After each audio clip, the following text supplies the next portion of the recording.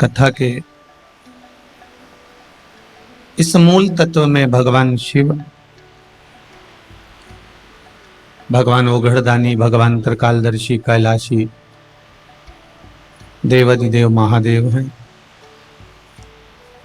जो इस पावन कथा का रसास्वादन कर अपने जीवन को हमें सार्थक बनाने की प्रेरणा प्रदान करते हैं। माहिल्या शिव महापुराण की कथा इंदौर नगर के इस पुनित पावन मां कनकेश्वरी गरबा ग्राउंड में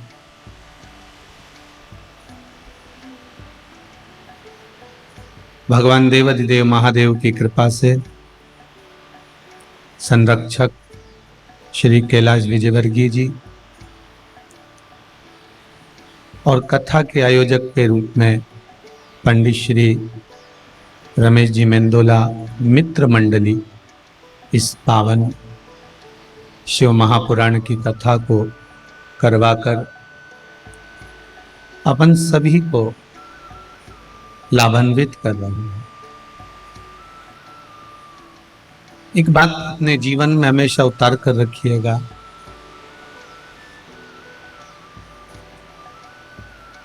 जीवन में जब दुख का एक समय प्रत्येक मनुष्य के जीवन में आता है, ऐसा कोई मानव नहीं, ऐसा कोई मनुष्य नहीं जिसके जीवन में दुख का एक पल, एक घड़ी, एक क्षण न हो। आता है और दुख का जो पल, दुख का जो घड़ी, दुख का जो क्षण आता है, उस दुख के क्षण में अगर आपकी भक्ति, आपका विश्वास, आपका भरोसा यदि दृढ़ है तो वो दुख का जो समय होता है, जो दुख की घड़ी होती है, जो दुख का पल होता है, वो कट जाता है और अच्छे समय में परिवर्तित हो जाता है, समय बदल जाता है।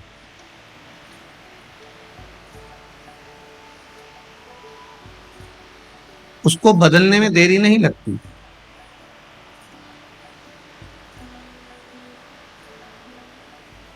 उसको तुरंत बदला जा सकता है। बस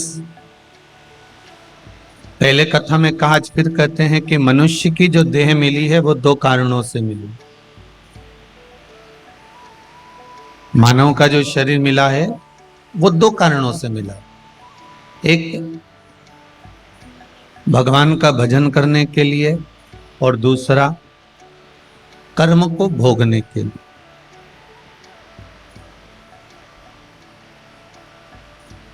एक भगवान के भजन के लिए मिला है, दूसरा कर्म को भोगने के लिए मिला है।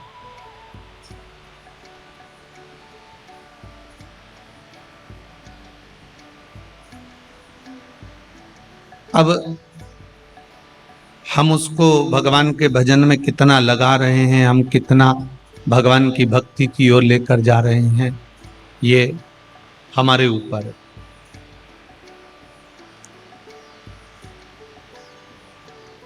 अगर अपनी चित्तवृत्ति में, अपने इस मन में हम भगवान की भक्ति को संजोना प्रारंभ करें, उसको ग्रहण करना प्रारंभ करें, तो हमारा जो कर्म भोगने के लिए मानव का जो शरीर मिला है, ये उस दुख की ओर जाता ही नहीं।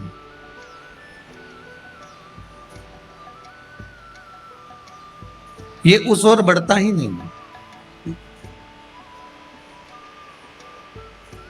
पहले भी कहा, फिर कहते हैं, मत बुरे कर्म कर बंदे, मत बुरे कर्म कर बंदे, वरना पछताएगा। भगवान की आंखों से तू बच नहीं पाएगा, तू बच नहीं पाएगा। अरे ओ अज्ञानी मत कर नादानी, अरे ओ अज्ञानी मत कर नादानी। तेरे कर्म का फल भी तुझको ही पाना है, तेरे कर्म का फल भी तुझको ही पाना है।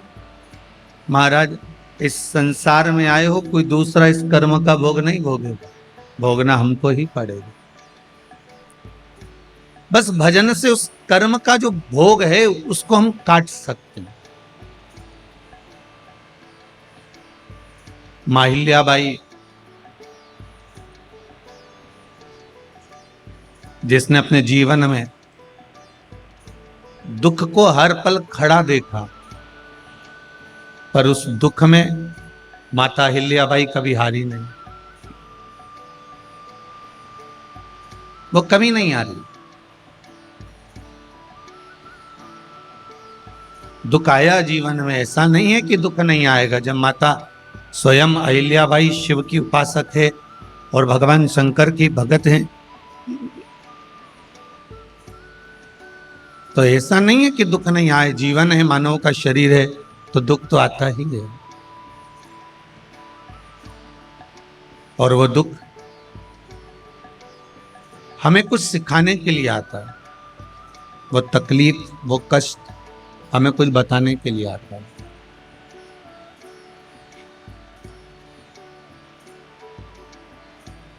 थोड़ा सीखना है हमको, थोड़ा सा प्राप्त करना है हमको कि हमारे दुख की घड़ी में हमारा साथ किसने दिया है, हमारी दुख की घड़ी में हमारे संग कौन खड़ा हुआ है, हमारे दुख की घड़ी में हमारे साथ में परमात्मा की कितनी कृपा रही है, हमारी दुख की घड़ी में वो परमात्मा हमारे साथ कितने क्षण खड़ा है। अब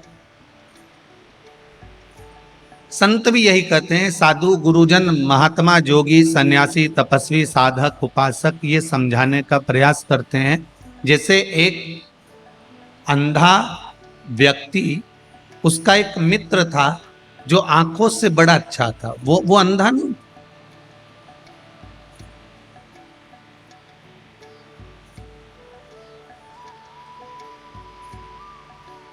एक अंधा व्यक्ति और एक उसका मित्र जो आंखों से ठीक है।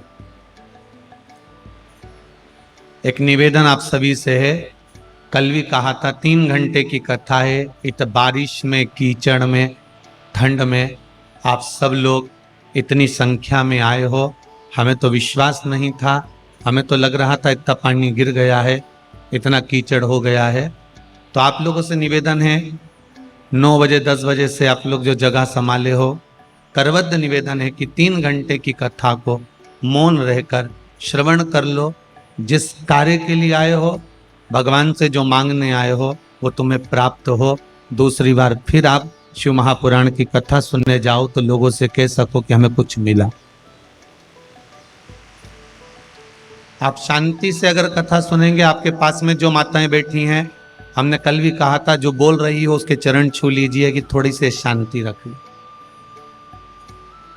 कार्यकर्ता अगर बीच में बोल रहे हैं तो उन कार्यकर्ताओं के पांव पड़ लीजिए कि आपके हाथ जोड़ते हैं, आप शांति से बैठ जाइए। तो कथा का सुख बड़ी, आप लोगों ने, हम तो कोई बात नहीं, गाड़ी से आए, अंदर प्रवेश कर गए, बैठ गए, हमारा कोई बात नहीं है।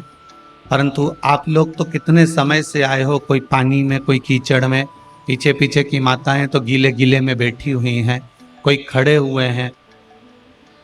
सही मायने में बताएं ना, तो इतना पानी जो रात भर से गिर रहा है, सुबह से लेकर अभी तक गिर रहा है, 10 मिनट 20 मिनट पहले बंद हुआ है, इतने पानी में कोई कहीं नहीं जाता। ये तो आपकी श्रद्धा है शंकर जी के प्रति जो आप यहाँ आ गए। अच्छे से अच्छा कार्यक्रम करके देख लो, इतने पानी में कोई नहीं जा सकता। ये केवल आपका विश्वास और मेरे कुबेरेश्वर महादेव की कृपा और मेरे महाकाल राजा की दया है जो आप लोग यहाँ आए। बहुत कठिन है महाराज, बहुत कठिन, पर जिस कारण से आप लोग आए हो, बाबा आपकी मनोरथ पूर्ण करे। आप जो मांगने के लिए आए हो बाबा से, बाबा आपकी झोली खुशियों से भरे। श्री, साथ में बोलेंगे, श्री शिवाय नमस्तुभ्यम, श्री शिवाय नमस्तुभ्यम, श्री शिवाय नमस्तुभ्यम। भगवान देवाधिदेव महादेव, होगड़दानी, त्रिकालदर्शी, कैलाशी, अविनाशी मेरा शंकर, गुरुजन, संत जन, साधु जन, ब्राह्मण जन, बड़े बड़े विद्वत जन हर पल हर घड़ी आकर ज्ञान उपदेश देते रहे। जैसे एक अंधा व्यक्ति, एक नेत्र वाला व्यक्ति, दोनों मित्र हैं, दोनों में अच्छी मित्रता है। और दोनों में इतनी मित्रता थी, दोनों एक बार गए कहीं और जाने के बाद एक कुटिया में, एक भवन में दोनों सोए। सुबह जो आंख वाला मित्र था वो उठ गया, नदी पर स्नान करने के लिए चला गया। अंधा व्यक्ति सो रहा।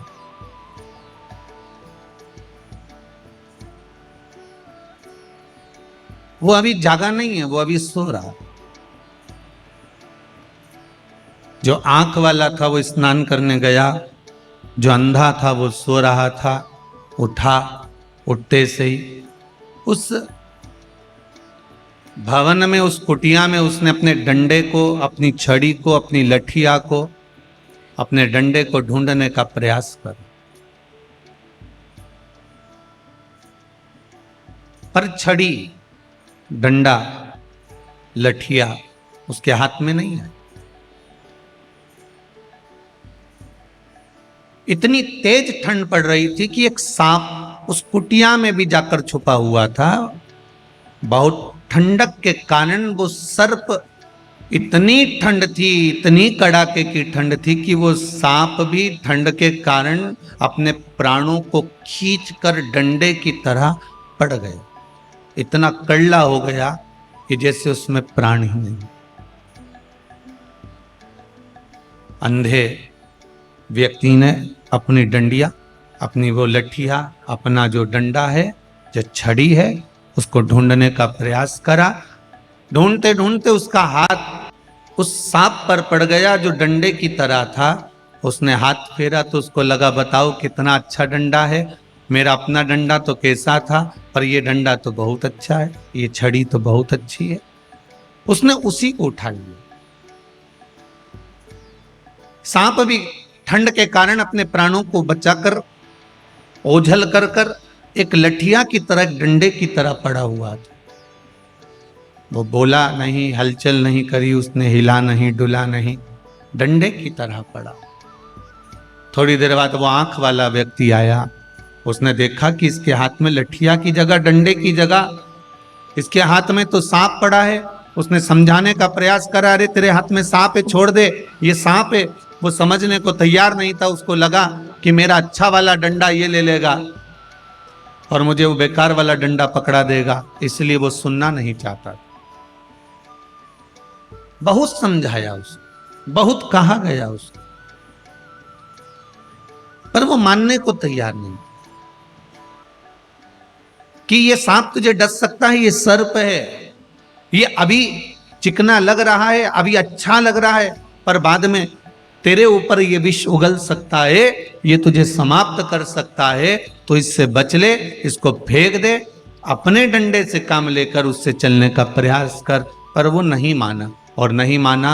आखिरी में जो आंख वाला था वो थोड़ी दूर पर गया। सर्प अपनी ओरिजिनल पोजीशन में आया। वापिस उसने उस अंधे व्यक्ति को डस लिया। उसने अंधे व्यक्ति को डसा।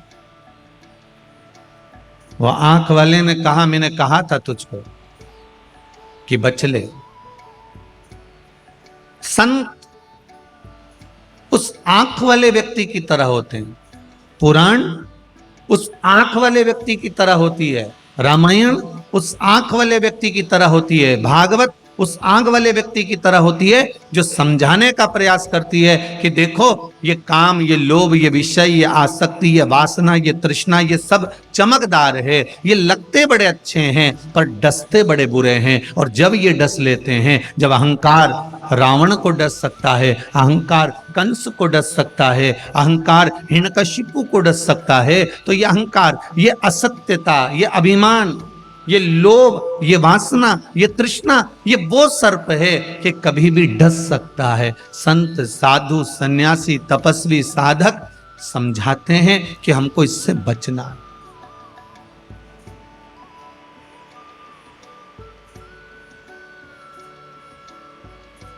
कितनी ही आप पुस्तकों को उठाकर देखना, सारे राजघरानों को उठाकर देखना, एक एक राजघराने को आप नेट पर सर्च कर कर देखना, किसी राजघराने में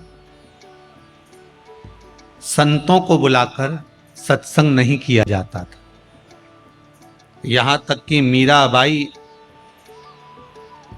चर्मकार श्री रविदास जी महाराज, जिनको उन्होंने अपना गुरु बनाया था, मीराबाई रविदास जी के पास में जाती थी तो राजघराने के लोग टोका करते थे कि कहां तूने कौन को गुरु बनाया है। मीरा, क्या तुझको कोई गुरु नहीं मिला जो तूने चमड़े का जूता बनाने वाले को गुरु बना लिया?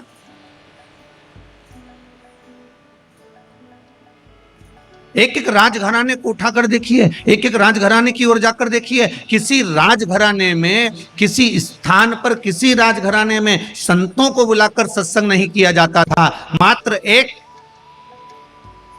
थी, इस इंदौर की, इस मालवा की महारानी माता अहिल्याबाई, जो संतों को बुलाती थी और सत्संग किया करती थी। केवल एक, और वो भी साधारण नहीं थी।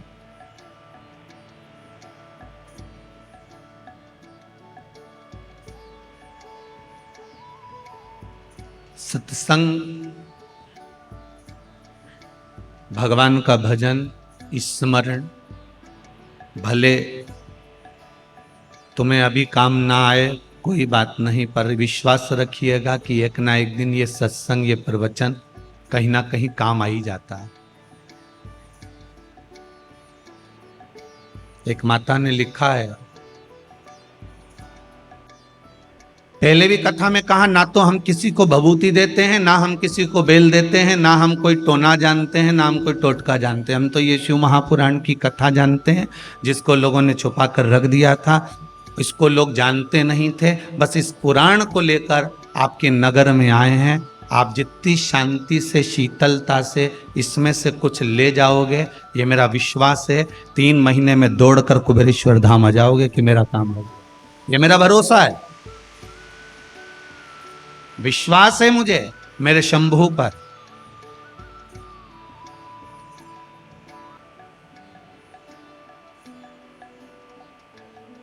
जैसे श्री गुरु नानक देव जी महाराज को भरोसा था अपने शिष्य पर। एक शिष्य कहता, ईश्वर भगवान गुरुदेव, आप कहते हो, गुरु नानक देव जी से कहा कि आप कहते हो कि भगवान सर्वस्व है और वो मुझे नजर ही नहीं आता।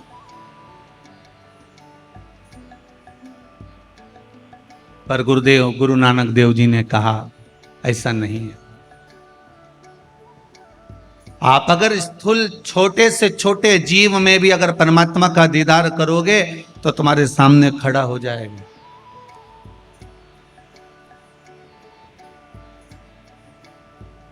मात्र 13 वर्ष की आयु थी गुरुदेव की, गुरु नानक देव जी की, मात्र 13 वर्ष के थे और 13 के आंकड़े पर ही अटक गए थे गुरु नानक देव जी। एक घर की दशा को देखकर किराने की दुकान पर जाकर बैठे और किराने की दुकान पर कोई सामान लेने के लिए आया और गुरु नानक देव जी ने 13 किलो मात्र तोल कर दे दिया था। और वो 13 किलो ऐसा तोल कर दिया कि वो 13 का आंकड़ा गुरु नानक देव जी के हृदय में बैठ गया। अब कोई सामान लेने आए तो गुरु नानक देव जी 13 किलो ही देते थे। कोई सामग्री, दाल लेने आया 13 किलो, चावल लेने आया 13 किलो, गेहूं लेने आया 13 किलो, अनाज, बाजरा, ज्वार जो लेने आया वो 13 किलो। नानक देव जी की खबर पहुंच गई माता जी के यहाँ। माता जी के यहाँ पहुंची तो माता से कहा कि नानक तो बड़ा विचित्र हो गया कि ये 13 किलो तोल तोल कर दे रहा। नानक जी से माँ ने पूछा, बाबू ये तो बताओ बेटा कि ये क्या कर रहे हो? कोई अगर 5 किलो लेने आया तो तूने 13 किलो दिया, कोई 4 किलो लेने आया तो 13 किलो दिया, कोई 50 किलो लेने आया तो 13 किलो दिया। तो 13 को बिठाकर सत्संग मत करो, पर इतना तो करो कि अपने घर में 10-15 मिनट बैठकर भगवान का भजन तो करो।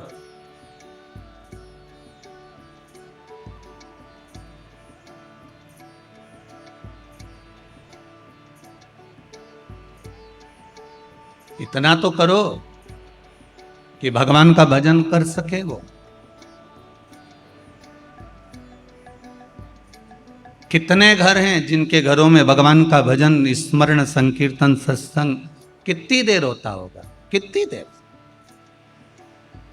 थोड़ी देर के लिए घर के लोग इकट्ठे होते हैं, उसमें भी तू तू मैं में लग जाते हैं।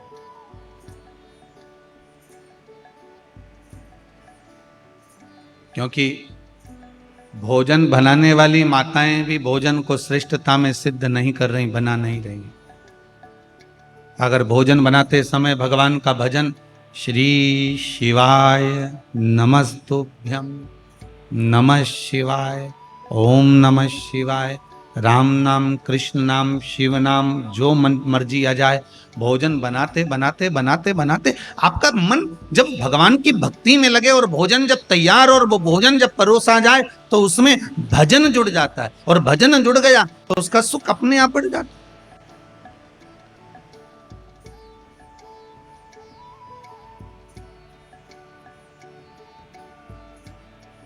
अपने आप वो भक्ति की ओर बढ़ जाएगा। वही बात, सुंदरता होगी तो लुच्चों की नजर जरूर होगी।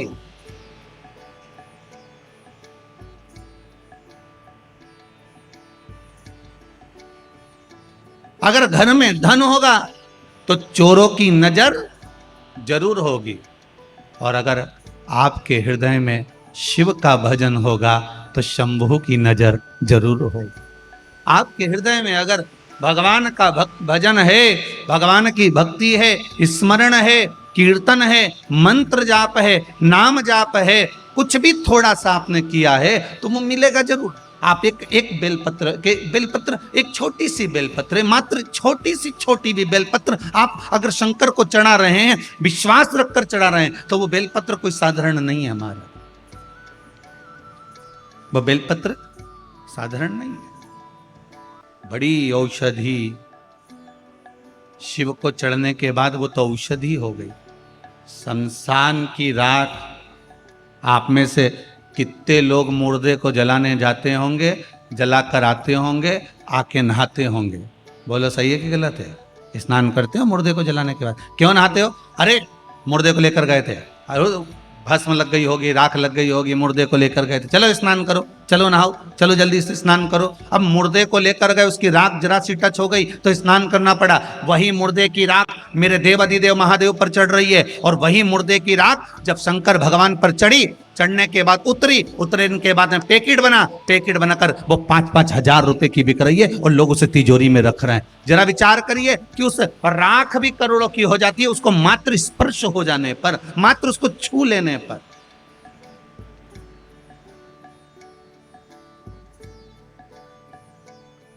मात्र स्पर्श किया है उसको।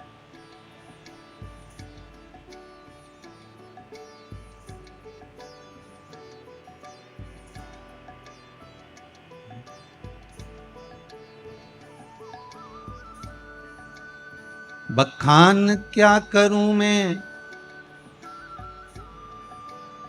राखों के ढेर का, चपटी भभूत में है खजाना कुबेर का। बखान क्या करूं मैं राखों के ढेर का, चपटी भभूत में है खजाना कुबेर। हे गंगधार मुक्ति द्वार ओमकार तू,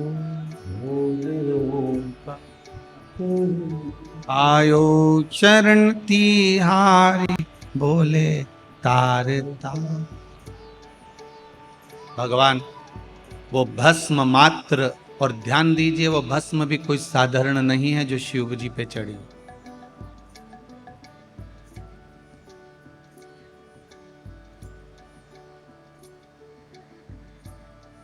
वो भस्म भी साधारण नहीं है।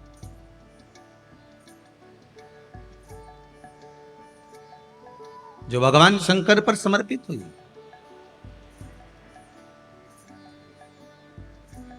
जो शिव उपासना में लगी रहती। एक बहुत सहज सी बात कहेंगे, आपके जीवन के लिए बहुत काम आएगी। कोई पैसा लेकर भग गया, नहीं दे रहा ना, आप जरा शांति रखना, बहुत शांति रखिए।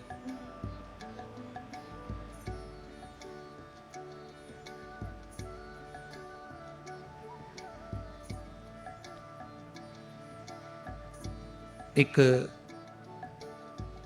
अलोना कंडा, कंडा जानते हो ना, जो अलोना कंडा किसको कहते हैं? एक होता है गाय का गोबर जिसको थाप दिया जाता है।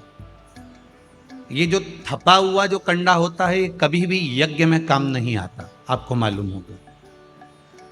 अब आज के जमाने में तो भले आप सब जानते ही हो कि लोग मानते तो कुछ है नहीं, पर जिस पर हाथ का छापा पड़ गया, थप गया, वो यज्ञ में, हवन में काम नहीं आता। हमारे बीच में दो संत बैठे हुए हैं, आपके भी स्मरण में रहा होगा कि जो थाप दिया जाए, जिस पर हाथ का छापा आदि पड़ जावे और उसको थाप दिया जाए, वो कंडा कहलाता है। और वो पूजन में या यज्ञ आदि में उसका क्रम नहीं है। गाय जब पोटा करे, और पोटा कर या उसको उठाकर ऐसा कैसा ही कहीं रख दिया गया, वो सूख गया, उसको अलोनी गोबरी कहते हैं, उसको अलोना कंडा कहते हैं। उस पर कोई छापा नहीं डला है, उस पर कोई ट्रेडमार्क नहीं लगा है, उस पर कोई आपका हाथ नहीं छुआया गया है, उसमें कोई वस्तु की मिलावट नहीं है। वो गाय ने दिया और वो सूख गया, उसको अलोनी गोबरी कहते, अलोनी भस्म कहते। उस अलोने कंडे को लाइए, उसको जलाइए, उसकी भस्म तैयार करिए। उस भस्म को तैयार कर कर उस भस्म को बेलपत्री के वृक्ष के नीचे रखकर, और उसमें थोड़ा सा भाव, एक भस्म को थोड़ा सा भाव, उस भस्म का एक छोटा सा लिंगायत आकृति सिद्ध कर कर उसको बेलपत्री के वृक्ष के नीचे रखकर उसका पूजन करिए। और किसके लिए करना है? जो पैसे ले गया और दे नहीं रहा। आपने हाथ पैर जोड़ लिए, फोन कर लिए, 50 बार बोल दिया, 50 बार विनती कर दी, वो नहीं दे रहा ना, वो नहीं दे रहा। आप उसके लिए एक भस्म का लिंग तैयार कर कर उसका पूजन, उसका स्मरण कर कर उससे विनती कर ले। बाद में उसी का विसर्जन उसी वृक्ष के नीचे जल डालकर धीरे धीरे नाम स्मरण कर कर छोड़ दे।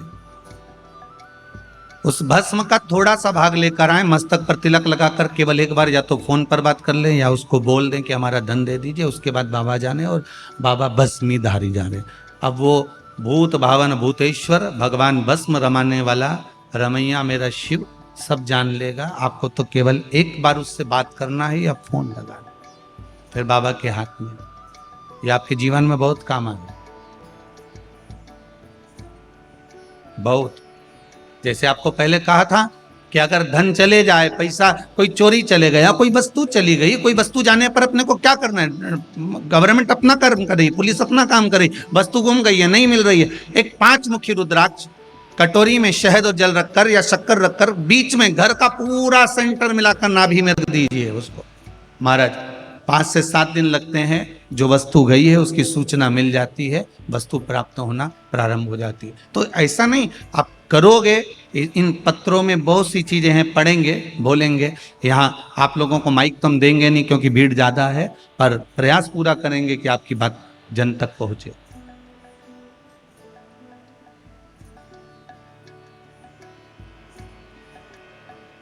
भगवान की भक्ति करें।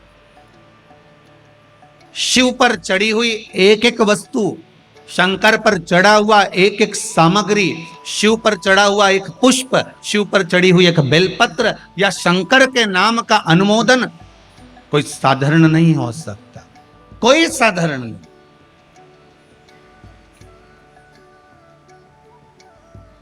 और इस ठंड में बरसते पानी में आप जो शंकर की कथा सुन रहे हो, चाहे टीवी चैनल के माध्यम से, फेसबुक यूट्यूब के माध्यम से, चाहे इस कनकेश्वरी ग्राउंड के अंतर्गत मां कनकेश्वरी ग्राउंड के अंदर विराजमान होकर सुन रहे हो, आपकी जो बाबा के प्रति श्रद्धा है, विश्वास है, वो कभी कम नहीं होगा। उसका फल चौगुना आपको प्राप्त जरूर होगा, कम नहीं होगा। इतने ठंड में तो लोग अपना कमरा नहीं छोड़ के आए। कौन छोड़े? ऑटो मिलेगा नहीं मिलेगा, पानी गिर रहा होगा, वहां व्यवस्था होगी ना होगी, कहाँ बैठेंगे, क्या करेंगे, क्या नहीं करेंगे। उसके बाद भी देखो तो दोनों पंडाल फुल पड़े और बाहर भी पब्लिक खड़ी। तो ये आपका श्रद्धा, आपका विश्वास नहीं तो और क्या है? भरोसा शिव पर। टूटना नहीं चाहिए शंकर के प्रति विश्वास।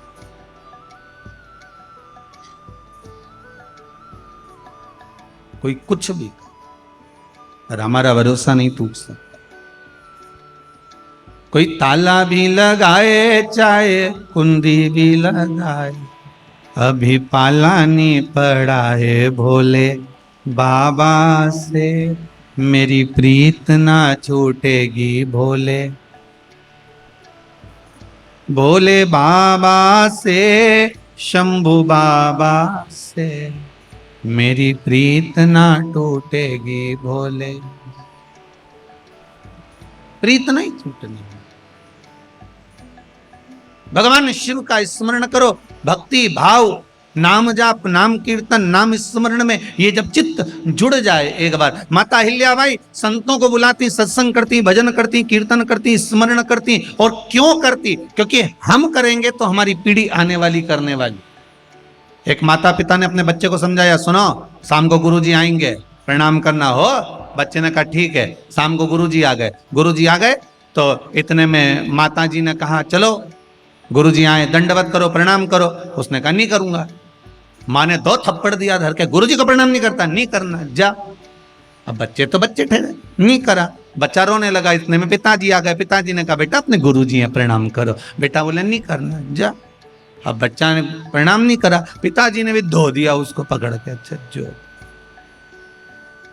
अब पिताजी ने जो धोया, इतने में गुरुजी बोले काय को मार रहे हो इसको, क्यों मार रहे हो? इतने में माता पिता बोले गुरुजी प्रणाम नहीं कर रहा ये आपको। गुरुजी बोले नहीं कर रहा तो मत करने दो, कम से कम तुम दोनों तो करो। अब उसके चक्कर में क्यों पड़े हो कि वो प्रणाम नहीं कर रहा? तुम दोनों तो करो। इतने में माता पिता ने झुक के गुरुजी को प्रणाम करा। गुरुजी को प्रणाम करते हुए देखकर उस बच्चे ने माता पिता के सामने गुरुजी को साष्टांग दंडवत करा। हम सुधरेंगे, युग सुधरेगा। हम बदलेंगे, जम के तो बोलो, युग बदलेगा। कब बदलेगा? नहीं, दिन भी तो निश्चित करो, बदलना कब है? तुम कब बदलने वाले हो? धर्म की इतनी सी आवाज, धर्म की, अधर्म का, प्राणियों में, विश्व का, कब होगा? होगा कब ये तो बता। तुम्हारे कहने से तो तुम कहते कहते तो पूरी जिंदगी हो गई तुम्हारी। कल्याण हो, कल्याण हो, कल्याण हो। घर में 2 कल्याण हो गए पर कल्याण नहीं हुआ। कब होगा? स्वयं को सुधरना पड़ेगा। हम सुधरेंगे, युग सुधरेगा। तुम कब सुधरोगे? जब आप भगवान की भक्ति में लगोगे, आप भजन में लगो। माता कहती है हमारी बहू हमारे पांव नहीं छूती, हमारी बहू हमें प्रणाम नहीं करती, दिन भर पलंग पर बस केवल सोती रहे और खाए और कमरा में चली जाए, कभी प्रणाम नहीं करे। तो हमारा निवेदन है तुम बाबा इस मन को, इस हृदय को, इस चित्त को, इस वृत्ति को आपके चरणों में ले जाकर रखिएगा। जीवन में अगर दुख आए तो आप हमारे सम्मुख में खड़े हो जाओ। ऐसा भाव बाबा से व्यक्त। तेरे भगत ने तुझको पुकारे, तेरे तुझको दिल मेरा रखना, दिल मेरा रखना तेरे।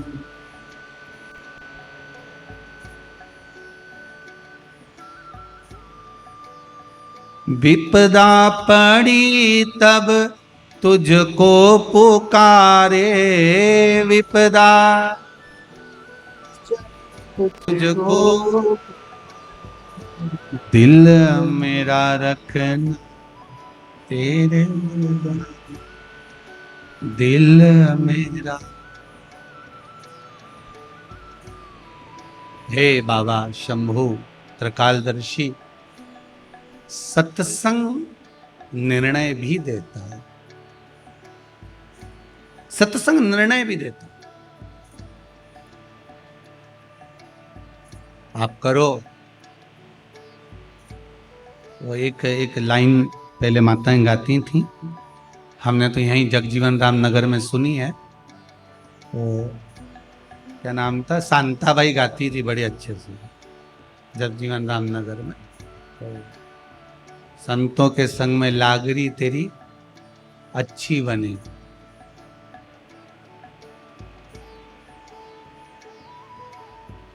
और मीरा की बन गई, ध्रुव जी की बन गई,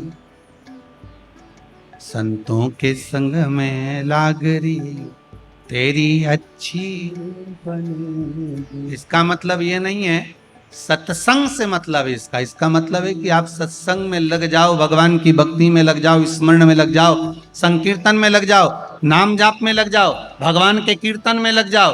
आपकी जितने भी दुख होंगे वो भगवान के होंगे, हमें सोचना ही नहीं, आप तो छोड़ दो उसके ऊपर। जन्म किसने दिया, जम के बोलो, भगवान ने। मृत्यु कौन देगा, अरे बोलते तो जाओ, भगवान।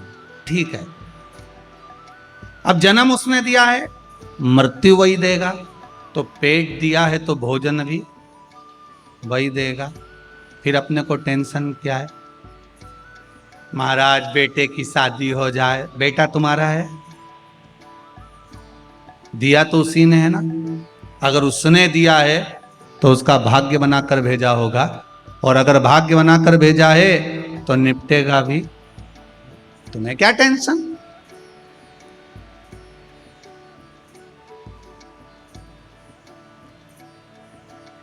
तुम्हें तो मालूम भी नहीं था कि तुम अच्छे घर में पैदा हो जाओगे। वो तो भगवान को धन्यवाद दो, हर बार, हर घड़ी, हर पल, हर क्षण बहुत अच्छा करा प्रभु, अच्छे घर में पैदा करा। कहीं भिखारी के घर में पैदा कर देते तो यहीं कहीं राजवाड़ा के आसपास में कटोरा लेके बैठे रहते। तुम्हें मालूम था कि तुम अच्छे घर में पैदा हो जाओगे? ना हमको मालूम था, ना आपको मालूम है कि अपन अच्छे घर में पैदा हो जाएंगे, अच्छे कुल में पैदा हो जाएंगे। और भगवान को धन्यवाद दो, पूरा डिपार्टमेंट अच्छा दिया, पूरा डिपार्टमेंट।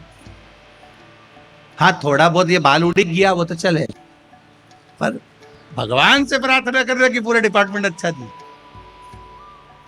नेत्र भगवान ने दो दो अच्छे दिए, नहीं तो उसकी मर्जी होती। जैसे आज के जमाने में मनुष्य अकड़ जाए, नहीं मैं तो नहीं दूं, 4 पूड़ी जा, क्या कर लेगा, 2 पूड़ी दूंगा जा, इतनी सब्जी दूंगा जा। और ऐसा अगर भगवान अकड़ ले कि 1 ही दूंगा जा, फिर क्या। तो उसको धन्यवाद दो कि तूने गजब की कृपा करी, डिपार्टमेंट पूरा दिया, आंख भी 2, हाथ भी 2, पांव भी 2, जीवान केवल 1। भगवान से कहा प्रभु 2 क्यों नहीं दी, भगवान बोले 1 ही गजब कर जाएगी, पूरे इंदौर में आग लगा जाएगी, तो रहने दे पूरे। भगवान भी बोले बहुत 1 ही रख ले हो, तो प्रभु ये दांत काय के लिए दिया? भगवान बोले जीवान की सेफ्टी के लिए दिया, ज्यादा बोले तो काट दे, इसको कतर दे। एक दिन जीवान ने दांतों से कहा तुम मेरे 32 भाई हो, तुम मेरा ध्यान रखना हो, मुझे काट मत देना। 32 की 32 दांत बोले बेन हम तेरा ध्यान दे, तू हमारा ध्यान देना, किसी से आड़ी टेढ़ी मत किया जाए, नहीं तो एक में 32 की 32 निपट जाएगा, तू हमारा ध्यान दे लीजो। तो कितनी कृपा, भगवान से धन्यवाद देते रहो। नेत्र दिए, हाथ दिए, पांव दिए, मुख दिया, ये सब कृपा करी। और अगर मालूम पड़े भगवान अगर एकाध चीज नहीं देता, हाथ एका निपटा देता, पांव निपटा देता, तो अच्छा लगे कहीं? भगवान ने कहा नीरे नी, इसने बहुत भगवान की भजन करा है और नीचे जाएगी तो फिर भजन करेगी, शिव महापुराण तो सुनी लेगी। इसलिए भगवान ने कहा का पांव भी पूरा पूरा दो, हाथ भी पूरा पूरा दो, नेत्र भी पूरा पूरा दो, और मुंडा में जीवान भी पूरी दो। ये कम से कम जपे तो शरीर। और जिसका शरीर भगवान के भजन में काम नहीं आया, ये पांव तीर्थ नहीं गए, कथा में नहीं गए, मंदिर देवालय नहीं गए, अगला जन्म सांप का पक्का। ये जीवान ने भजन नहीं करा, दिन भर दही वड़ा और गुलाब जामुन को स्वाद चखा, दिन भर चखा दही वड़ा और गुलाब जामुन का स्वाद, आखिरी में मेंढक का जन्म पक्का, बिल्कुल।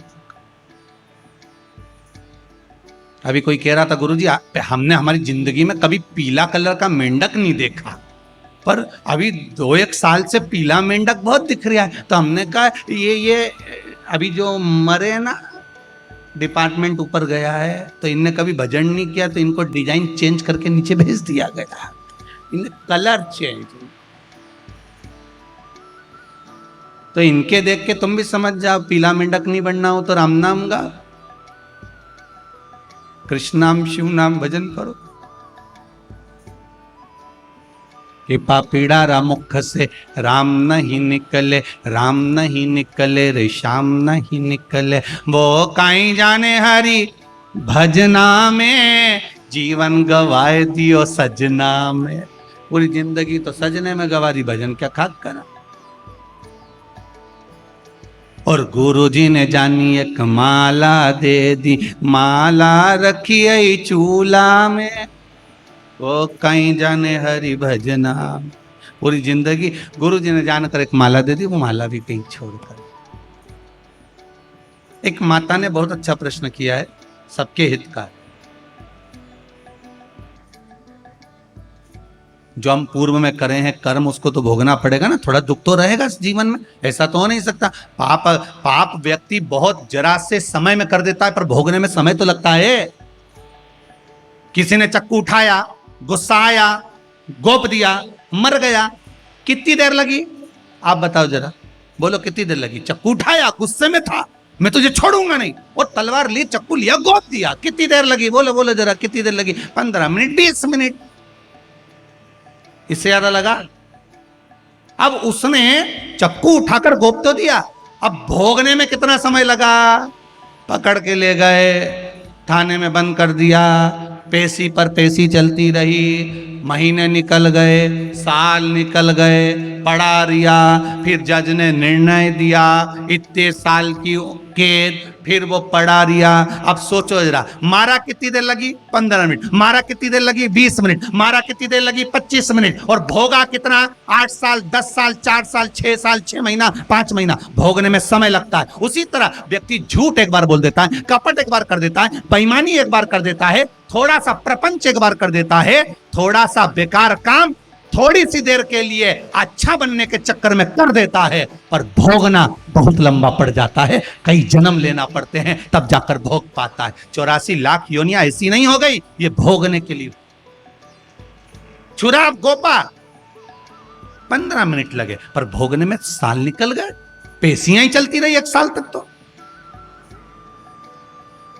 बेकार कर्म करने से पहले 50 बार विचार करो कि हमें भोगना कितना पड़ेगा, कितना।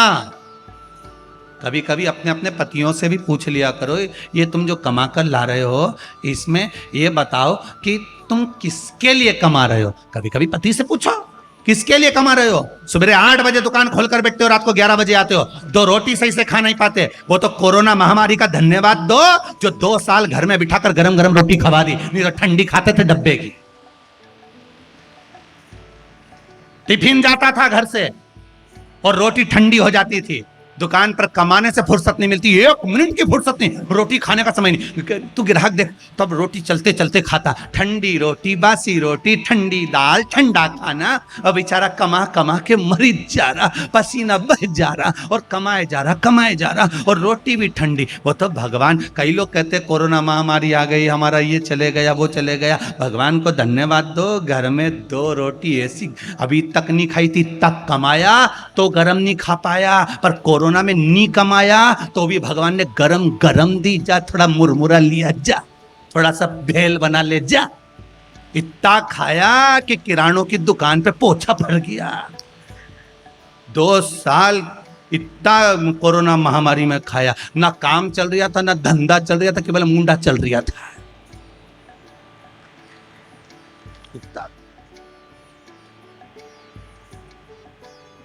टीवी में शिव पुराण चल रही थी, चाय लिया, चाय चाय। सबसे ज्यादा आफत तो पत्नियों की पड़ी थी। मैं अंदर ही अंदर कोस रही थी, आग लग जाए कोरोना को, मरे गए खाना बना के। सवेरे उठते से बोला 8 बजे से, आज क्या बनाओगी। पत्नी बोली भाटा। नहीं है क्या, मोबाइल पे सर्च करा है कोई चीज। पत्नी बोली कई सर्च करूं। इतना खाया, गरम गरम खाया। इतना साल कमाया तो गरम नहीं खाया, पर नहीं कमाया तो खाया। भगवान बोले मैंने दिखाया है कि तू कुछ मत कर, जन्म मैंने दिया है, पेट में भरूंगा, तू बैठ तो सही, रोटी बना बना के खिलवाऊंगा, ऐसी जोरदार जोरदार आलू का पराठा, टमाटर की लौंजी ऐसी जोरदार बनाए। शाम की तैयारी फिर 4 बजे, देख तो जरा कुछ रखा है। तो एक काम कर, मठरी बना ले, मैदा अभी फोन करता हूँ घर आ जाएगा। तो क्या सब दुकान पे तो नहीं है, मैं दूसरी दुकान से ला देता हूँ। हाँ लिया तो मैदा ला देना, थारी भाभी मंगवाई थी हो। फिर मैदा आया, 2 दिन में तो मैदा साफ सेव। पत्नी भी खुश, अब कुछ नहीं है, चुपचाप बैठ जाएगा। परंतु बस सुबह से खुद ही उठ गया, आज चाय मैं बनाऊं। पत्नी के चलो राम भजे, क्या कि मैं चाय बनाऊं तो तू पोहा गला दे, जब तक तू गला पो। भगवान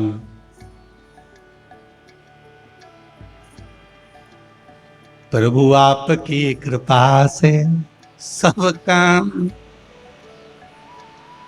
करते हो भोले बाबा, मेरा नाम करा भजन। भगवान का स्मरण करो, कीर्तन करो, मंत्र जाप करो। थोड़ा सा पाप करा भोगना बड़ा पड़ता है, उसी तरह थोड़ा कर्म बेकार करा भोगना 84 लाख योनियों में पड़ता है। हमारे कर्म को हम सुधार लें तो जीवन की सार्थकता हो। विश्वास परमात्मा पर कर कर चलो तो जीवन की सार्थकता अपने आप बन जाती है। बस विश्वास परमात्मा पर हो। दक्ष प्रजापति यज्ञ रखा, सभा बुलाई, सारे देवता बैठे हुए हैं, सारे देव।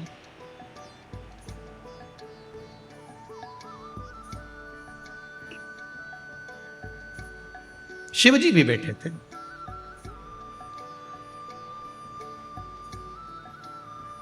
बड़े प्रसन्न होकर शंकर भगवान बैठे थे। दक्ष प्रजापति का आगमन हुआ। ससुर है,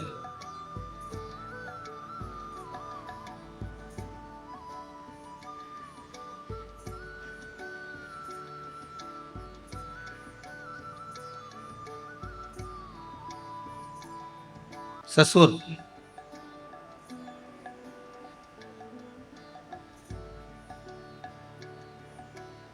ससुर का मतलब जानते होगे ना आप लोग। तो है? जानते हो सब लोग? सारे सुर निकलवा दे वो ससुर, जानते हैं? दक्ष प्रजापति क्रोध में आ गया, मेरा दामाद मेरे सामने बैठा है, उठकर खड़ा नहीं हुआ, आदर नहीं करा, सम्मान नहीं करा, सत्कार नहीं करा। क्रोध आ गया दक्ष प्रजापति को और खड़े होकर बोला, सुनो हे शिव, हे शंकर, तुम मेरे दामाद होकर तुमने मेरा अपमान करा है, मैं तुम्हें श्राप देता हूं कि तुम शमशान में निवास करोगे। शंकर भगवान बड़े खुश हो गए, उन्होंने अपना डमरू उठाया, नाचना प्रारंभ कर दिया। भगवान विष्णु बोले, प्रभु नीचे बैठ जाओ, क्या है संसार ये शमशान में रहने का। शंकर भगवान बोले, मेरे ससुर जैसा दुनिया में किसी का ससुर नहीं होगा, मेरा कितना भला सोचा है, मुझे प्लाट भी दिलाया तो ऐसी जगह दिलाया जहां कोई कब्जा ही नहीं करेगा। इतनी जोरदार जगह मिली है, अब बता रहे शमशान में निवास करेगा, तो शमशान में कौन कब्जा करेगा? कौन कब्जा करे शमशान में? हाँ, 2-4 बार पार्वती जी को जरूर बुरा लगा। माता पार्वती ने शिव जी से कहा, भोलेनाथ जी मेरे को बहुत बुरा लगता है शमशान में रहना। शंकर भगवान पूछे, वो क्यों? कोई मिलने ही नहीं आता। शंकर भगवान बोले, तू काय को टेंशन लेती है, जो नहीं आएगा उसको बांध के लाएंगे, तो क्यों चिंता करती? तू फ्री रहे, एकदम टेंशन फ्री, चिंता करने की जरूरत नहीं। प्रभु अपने यहाँ कोई मिलने नहीं आता। शंकर जी बोले, तू तो आराम से रहे, अभी नहीं आएगा तो बाद में आएगा, बाद में नहीं आएगा तो फिर बाद में आएगा, नहीं आएगा तो बांध के लाएंगे। तुम देखना कितनी जोर से बांध के ले जाते हैं। सबको मालूम है ये मर गया, जो मर जाता है सबको मालूम है ना, मर गया बेचारा, रात का मरा, दिन का मरा, सुबह का मरा, सबको मालूम है। उसके बाद भी जो अर्थी बांधने वाले होते हैं बड़े एक्सपर्ट होते हैं, खींच और खींच, उधर से खींच, जम के खींच। और बापड़ा पड़ा पड़ा भी सोच रहा होगा, छोड़ दो रे, खींच और खींच, और दमदारी से खींच खुचा के और लेके गए।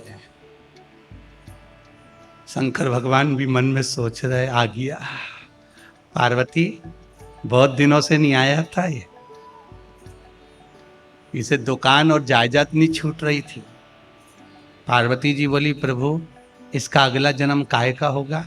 शंकर जी बोले, अभी रुक जा, मैं पूछ के बताता हूँ। ब्रह्मा जी से पूछा, ये अगले जन्म में क्या बनेगा? तो कि छिपकली। तो कि छिपकली क्यों? क्योंकि इससे इसकी दुकान नहीं छूटी तो दुकान में चिपकेगा मरकन्नी के पीछे। क्या मरकन्नी बोले? ट्यूबलाइट बोले, ट्यूबलाइट के पीछे। तो जितनी छिपकली तुम्हारे यहाँ ट्यूबलाइट के पीछे चिपकी दिखे, समझ लेना वे ये जिनसे छूटा नहीं। तुम चिंता मत करो रे, तुम छुपकली नहीं बनोगे, तुम घर छोड़ के आए हो। जिनसे घर नहीं छूटे वो छुपकली बने, नए मकान में जाके चिपक जा, तो तुम्हें टेंशन लेने की जरूरत नहीं है। तुम तो बढ़िया उसके सामने ऐसे खजूर वाली चोटी बना के यूज घूमो। मालवा के संत श्री नागर जी महाराज भजन गाए कि मेरो क्या तो करे गो यमराज, जब गुरु मेरो समरथ है। बस ऐसी अक्कड़ में मेरो क्या तो करे गो यमराज। पर पड़ोसन से कहते ना, तू तो छिपकली बनने की मारी, अब तू छूटे नहीं ना घर, इसे घर नहीं छूटे तो चिपक जा, चिपके पड़े। लोग पूछे कि तू क्यों इतरावे, क्या तो मिला जो तू फूलों समावे। मेरो एक ही मंत्र महान के गुरु मेरो समरथ, मेरो क्या तो करे गो यमराज, जो गुरु मेरो। अब सोचना क्या है, जब गुरु समर्थी है, भगवान मिल रहा है, परमात्मा प्राप्त हो रहा है, थोड़ा छोड़ना, प्रयास करें, नहीं छूटना। बहुत बहुत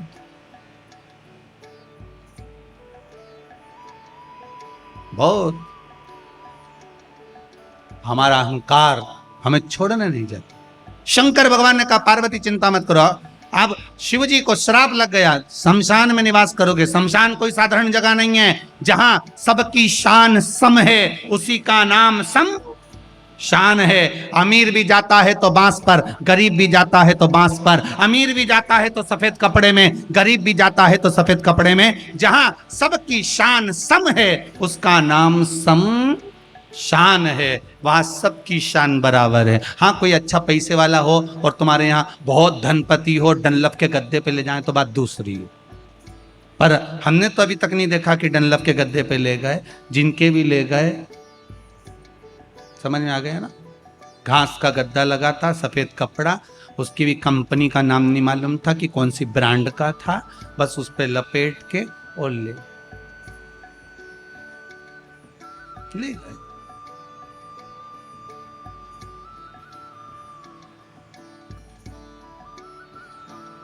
हो जाए। अब शिव जी को श्राप लग गया, शंकर भगवान खुश हो गए।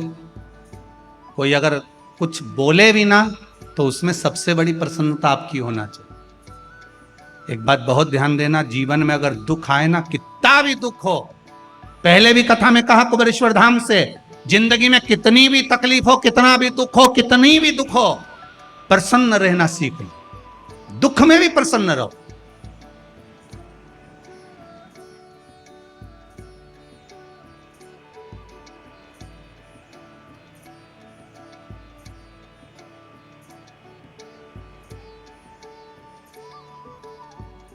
आज सवेरे जब माताएं मिलने के लिए भाई लोग आए तो एक माता ने कुछ पत्र लिखा था, वो मैं लाया नहीं, यहाँ पर कक्ष में होगा।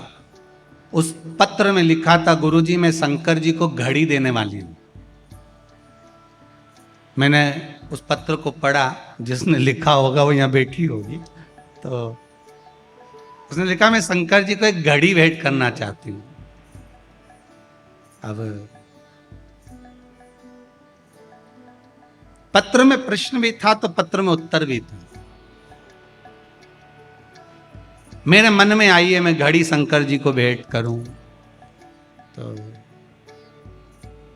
किस लिए करी होगी? तो उसने नीचे लिखा है, भगवान आते हैं ये पक्का है पर समय भूल जाते हैं। भगवान आते हैं ये पक्का है पर समय भूल जाते हैं। इसलिए मेरा मन है कि भगवान भी समय पर आए, इसलिए मैं एक बार उनको घड़ी दे दूं कि टाइम देख लिया करो, हमारा दुख का घड़ी है, तुम आ जाया करो समय देख कर। वो बैठी होगी यहीं हो जिन्हें घड़ी बैठ करी शंकर।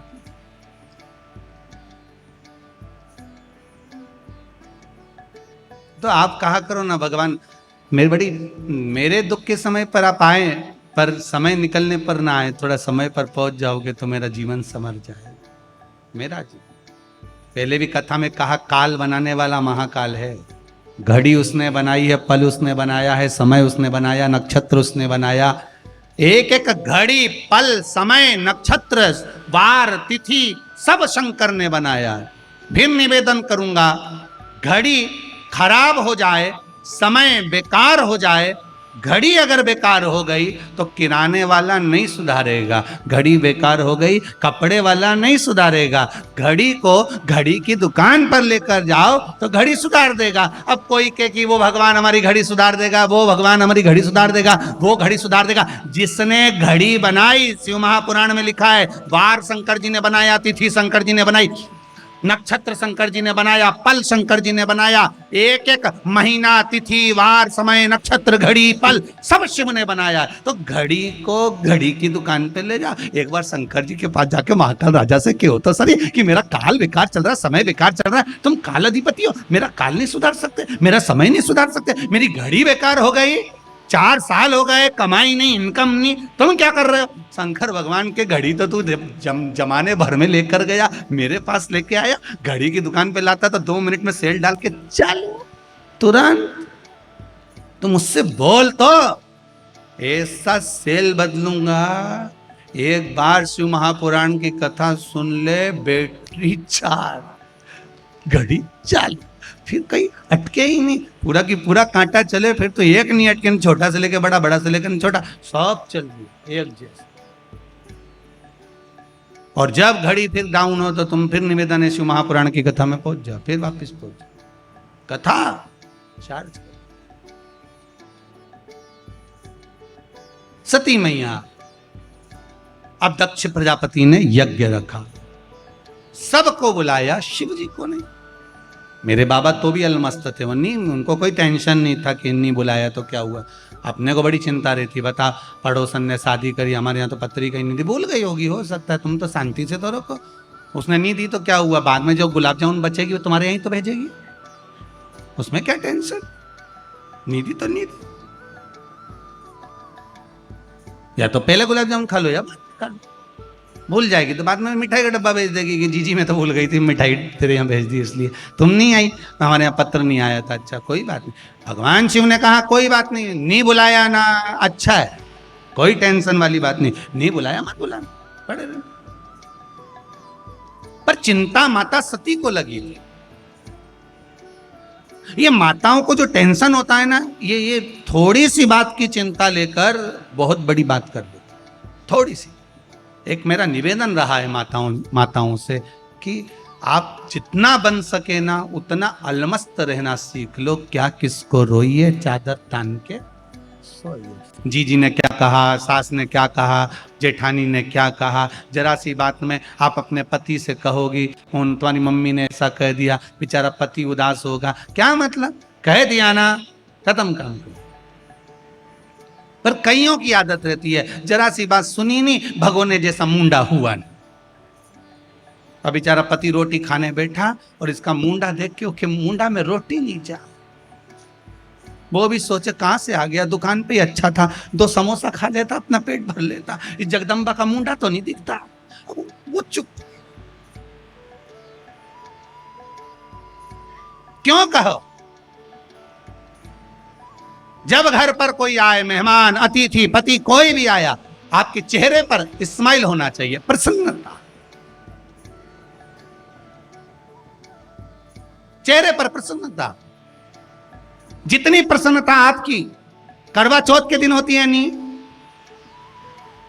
उतनी प्रसन्नता होना चाहिए। जब चलनी में उसका मुंह देखो, उसका चरण छुओ, धोक लगाओ सिर पे बढ़िया ऐसा बक्कल मक्कल लगा के, इधर क्लिप मिलिप लगा के, और जब तुम उसको धोक लगाओ, तुम उसको धोक लगाओ, वो चंद्रमा को धोक लगाए, इसको परमानेंट एसी कर दो, वो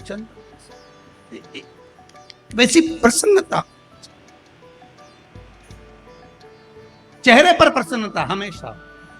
फिर निवेदन करेंगे, क्रीम की चमक 6 महीना, 2 साल, 4 साल की होती है, और अच्छे कर्म की चमक जीवन पर्यंत होती है। आप अपना कर्म श्रेष्ठ करते रहिए, संवारते रहो अपने जीवन को, आप स्वयं सुंदर बनते चले जाओगे, आपको सुंदर बनने की जरूरत नहीं पड़े। शिव जी का तो गुणगान ही कहता है, सत्यम शिवम सुंदरम, सत्याया शिव मिला, शिव मिला तो जीवन सुंदर, जीवन को फिर बेकार नहीं माना जाएगा, सुंदर सुंदर।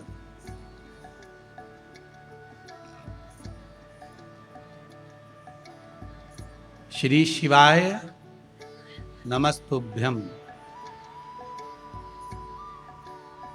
प्रयास करा करो, अगर घर में संपदा लक्ष्मी नहीं आ रही हो, व्यापार व्यवसाय नहीं चल रहा हो, नौकरी सर्विस नहीं मिल रही हो, बहुत तकलीफ हो, 7 बेलपत्री केसर को घिसकर चंदन बनाकर बेलपत्री पर बीच वाली पत्ती पर ओम लिखना है। दोनों पत्तियों पर भी एक आद्यशक्ति जगदम्बा के नाम की केसर की बिंदी लगाना है, दूसरे में श्री गणेश रिद्धि सिद्धि के नाम की बिंदी लगाना, शिव जी पर समर्पित करते जाना, शंकर को चढ़ाते जा।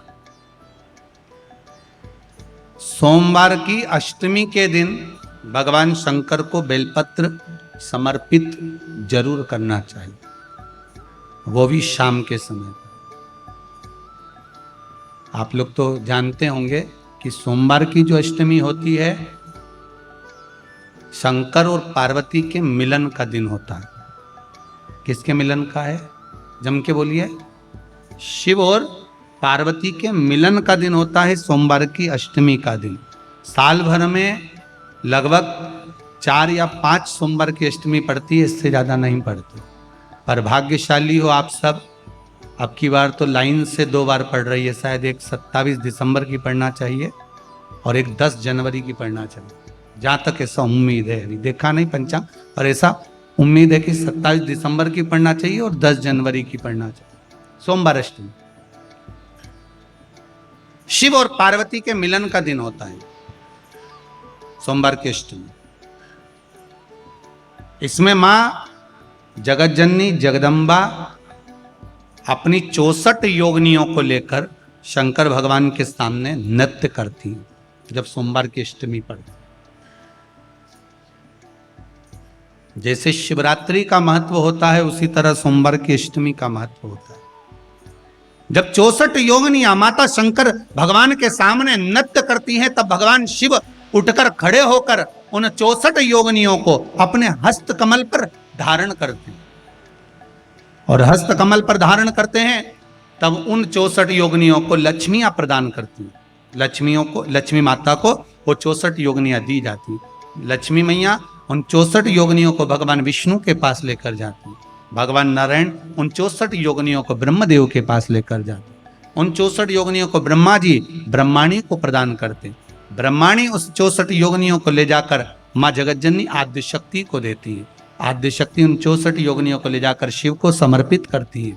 शंकर भगवान की कथा कहती है, सोमवार की अष्टमी पढ़ने वाले दिन अगर बेलपत्र पर केसर का भाग लगाकर, ओम लिखकर केसर का ही तिलक लगाकर माँ आद्य शक्ति गणेश जी रिद्धि सिद्धि के नाम से 7 बेलपत्र शिव को समर्पित कर कर लाल वस्त्र में उसको बांधकर, जिसका व्यापार व्यवसाय या नौकरी सर्विस नहीं हो, बहुत कष्ट चल रहा हो, बहुत जिंदगी में दुख चल रहा हो, उसको 1 महीना रख कर देखो, बाबा लाइन लगा देगा आपकी संपदा की ओर, आपका हाथ पकड़ लेगा। सोमवार की अष्टमी शिव को रिझाने की हो, भगवान शंकर को मनाने के लिए, शिव को प्राप्त करने का एक साधन। जिन लड़का लड़कियों का विवाह नहीं होता, सोमवार के अष्टमी के दिन अशोक सुंदरी वाली जगह, सबको मालूम है ना अशोक सुंदरी की जगह, अशोक सुंदरी वाली जगह पर 7 हल्दी की बिंदी रख दी जाए। लड़का लड़की जिसका विवाह नहीं हुआ उसका हाथ रख दिया जाए, और वही हाथ के छापे पीपल के वृक्ष पर 5 लगा दिए जाएं। महाराज 3 महीने में उसका विवाह पक्का हो जाता है। सोमवार की अष्टमी का इतना भाव है, सहज नहीं है। सोमवार की अष्टमी शिव और आद्य शक्ति का मिलन है। सोमवार की अष्टमी भगवान शंकर और पार्वती का मिलन। ऐसी कौन सी कामना है जो शिव पूर्ण नहीं करते? बस आपका विश्वास, आप उस पर भरोसा करना तो पूर्ण करना। पूर्ण भरोसा मतलब छोड़ दिया। पूर्ण भरोसा मतलब शंकर जी के मंदिर में नारियल नहीं फूटता है क्या? नहीं, क्योंकि पूर्ण समर्पित होता है। शिव जी को आधा चावल का दाना भी नहीं चढ़ता, पूर्ण चढ़ाई है। शिव जी को आधा फल नहीं चढ़ता, पूर्ण चढ़ता है। श्रीफल भी चढ़ेगा तो पूर्ण चढ़ेगा। शंकर भगवान के पास में आधे का कोई काम नहीं है, उनको पूर्ण समर्पण चाहिए। आपका पूर्ण समर्पण अगर आप दोगे तो शिव उसको स्वीकार करेगा। शिव जी पे विश्वास कितना करना चाहिए? कई लोग पूछते महाराज जी आप बताओ शंकर भगवान पे विश्वास कैसे करें? तो हमने कहा जैसे पायलट पर करते हो वैसे भगवान शंकर पे करो। जैसे ट्रेन में बैठते हो तो ट्रेन चलाने वाले ड्राइवर पर करते हो, ऐसे शंकर भगवान पर करो। बस में बैठते हो तो बस के ड्राइवर पर करते हो, ऐसा भगवान पर करो। पायलट कैसा हवाई जहाज चला रहा है आपको मालूम है क्या? जम के बोलो। मालूम है? आप तो आराम से अंदर जाके पायलट का दरवाजा बंद, वो अकेला उधर, तुम इधर, अब बढ़िया चकाचक सो रहे हो। तो पायलट पर विश्वास किया कि नहीं किया कि वो कहाँ ले जा रहा है, कैसे चलाएगा, क्या करेगा? ना तो पायलट दिखे ना आगे का दिखे, तुम्हें तो बादल ही बादल दिखे। बोलो सही है कि गलत है? इसके सिवाय कुछ दिखे तो तुम तो बिल्कुल अंधे भक्त बनकर बैठ गए कि पायलट चला रहा है, अपने को क्या करना। और मैं नाम बोला जाता है कि आज ये पायलट फ्लाइट को चला रहा है, बस उसी तरह तुम अंदर जाके बैठ गए, अब पायलट लेकर जा। उसी तरह ट्रेन में आराम से सो रहे, वो अकेला बेचारा ड्राइवर बटन दबाए, ये दबाए, सिग्नल नहीं देखे और तुम्हें निपटा दे। तो पर भरोसा करा कि नहीं करा? जम के तो बोलो, करा कि नहीं करा भरोसा, विश्वास करा कि नहीं करा कि ड्राइवर चला रहा है, गाड़ी ले जा रहा है, ट्रेन चला रहा है, आप तो आराम से सो, रात भर सोए, चकाचक सवेरे उठे ने मुंडा घिसा फिर बैठ गए ट्रेन के अंदर, और ड्राइवर चला रहा है, अपने को कोई टेंशन ही नहीं, क्योंकि उस पर अपने विश्वास करा, उस पर भरोसा करा।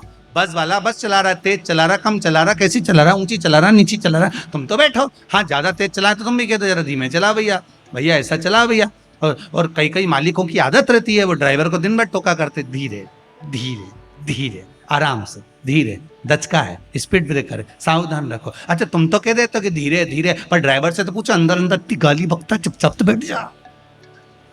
और ड्राइवर ये सोचता होगा कि चुप ही नहीं बैठ रहे, तो बोले जाए बोले जाए बोले जाए। करा कि नहीं करा विश्वास?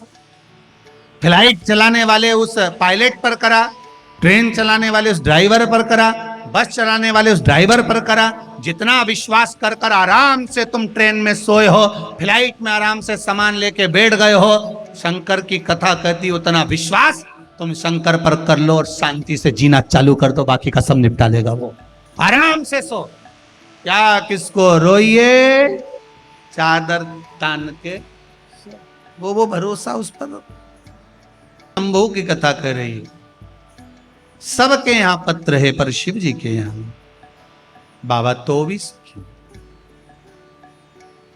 बाबा को चिंता नहीं है, पत्र नहीं आया कोई बात नहीं। साधारण अगर मानव हो ना,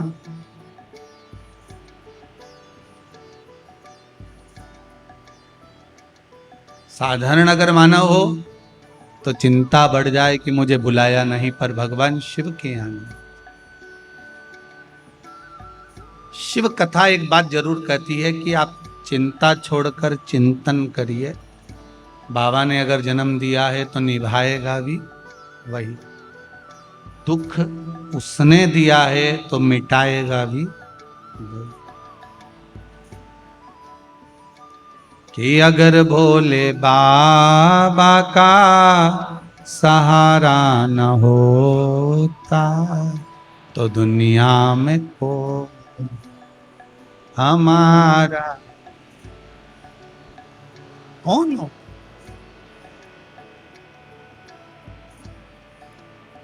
इतना गए वर्ष में कितना कितना कोरोना महामारी के अंतर्गत कितने घड़ी पल समय कितना बेकार था। पहले तो दूर दूर के कोई समाप्त हो रहे थे, और जब नजदीक नजदीक के होने लगे तो थोड़ा सा भय मन में पड़ा था।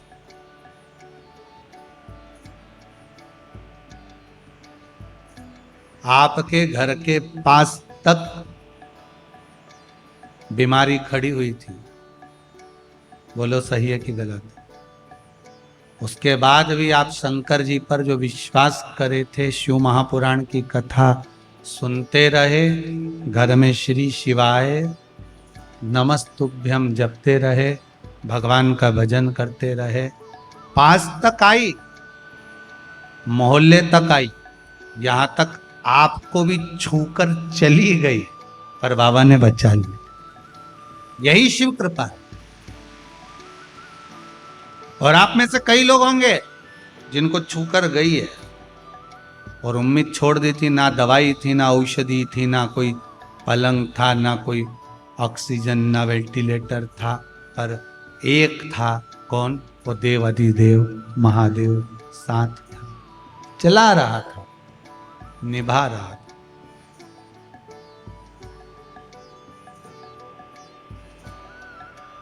और अभी भी वो रोग, वो बीमारी समाप्त नहीं हुई है। आपसे तो कल आदरणीय श्री कैलाश जी विजयवर्गीय जी ने भी कहा था, हम भी कहते। श्री रमेश जी मेंदोला जी ने और उनकी मित्र मंडली ने यहाँ पर एक काउंटर लगा रखा है मास्क लेने का, आप उसको लगाओ, स्वस्थ रहो, बहुत जरूरी है। और हाथ भी यहां से जाने के बाद धो लिया करो, नहीं तो मालूम पड़े बाद में लोग ना धो लें।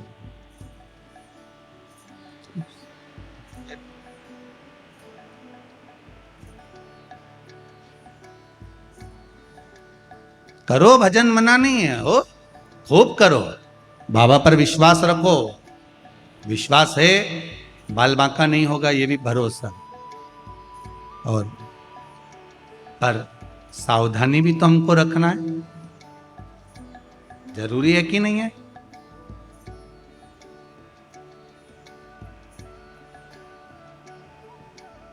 थोड़ी सी सावधानी रखकर चलो। अब सती मैया, थोड़ा सा क्रोध आया सती मैया को, मेरे पिताजी ने मुझे नहीं बुलाया। कोई बात नहीं, नहीं बुलाया ना, भूल गए, भूल गए।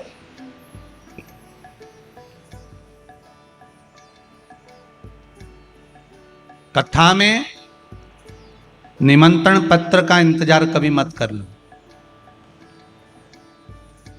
हाँ, गुरु के दरवाजे जाने पर निमंत्रण पत्र का इंतजार मत कर।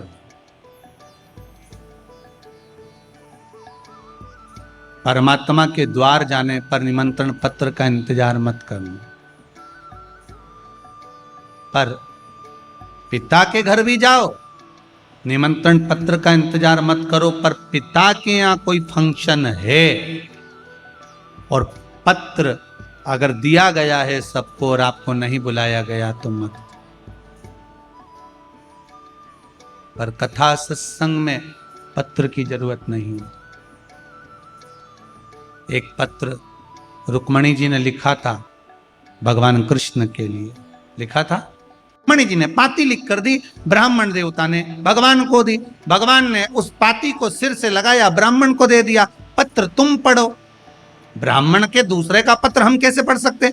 भगवान के पत्र तो तुम्हें ही पढ़ना पड़ेगा। कारण ब्राह्मण पूछ रहा है कि आप क्यों नहीं पत्र पढ़ रहे, हमसे पत्र पढ़वा रहे हो आपका। आपने भागवत जी में सुना होगा, पत्र भगवान कृष्ण ने नहीं पढ़ा, जो पत्र रुक्मणी जी ने दिया था वो ब्राह्मण से पढ़वाया। तो ब्राह्मण ने पूछा ऐसा क्यों? भगवान कृष्ण ने दाऊ जी से कहा, दाऊ दादा, जिस समय पर ब्राह्मण मेरे राजभवन में आया उस समय मैं सिंहासन पर बैठा था, ब्राह्मण का अपमान हो गया, वो आया और मैं सिंहासन नहीं छोड़ पाया। ब्राह्मण का सम्मान तब होता है जब राजा भी सिंहासन से खड़ा हो जाए। आज अपमान हुआ है ब्राह्मण।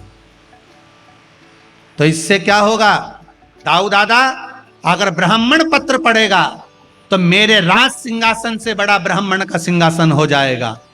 इसलिए भगवान की कथा बाचने वाला ब्राह्मण जिस गादी पर बैठता है वो व्यास गादी कहलाती है, और व्यास गादी सारे सिंहासनों से बड़ी होती है। इसलिए भगवान ने पत्र पढ़वाया। पत्र तुम पढ़ो, ये पत्र तुम्हें पढ़ना चाहिए। ब्राह्मण ने पत्र पढ़ा, भगवान ने पत्र सुनते से ही कह दिया, रुक्मणी जी से जाकर कह दो तू श्रृंगार करके गोरा जी के मंदिर पहुंच जा, मैं तुझे लेने के लिए पहुंच जाऊंगा। बोला था कि नहीं बोला था? अरे बोलो तो सही, भागवत जी तो बहुत सुनी तुमने इंदौर में। शिव पुराण का तो हम नहीं कह सकते, पर भागवत का तो कह सकते हैं कि भगवान करें तू जगदम्बा के मंदिर पर श्रृंगार करके पहुंच जा, मैं तुझे लेने पहुंच जाऊंगा। भगवान ने केवल रुक्मणी जी से नहीं कहा था कि तुम जगदम्बा के मंदिर जाओ मैं तुम्हें लेने पहुंच जाऊंगा। भगवान हर भक्त से एक बात कहते हैं, तुम मेरे दरवाजे तक पहुंच जा, फिर मैं तुझे लेने के लिए पहुंच जाऊंगा। तुझे आना पहले मेरे द्वार तक पड़ेगा, पहले मेरे दरवाजे पर आना पड़ेगा, तब जाकर तू मुझे प्राप्त कर सकता। अब कहीं की यूं बोल दे कि भगवान ने ऐसा बोला था क्या कि श्रृंगार करके ओटला पे खड़ी रहीजे हो,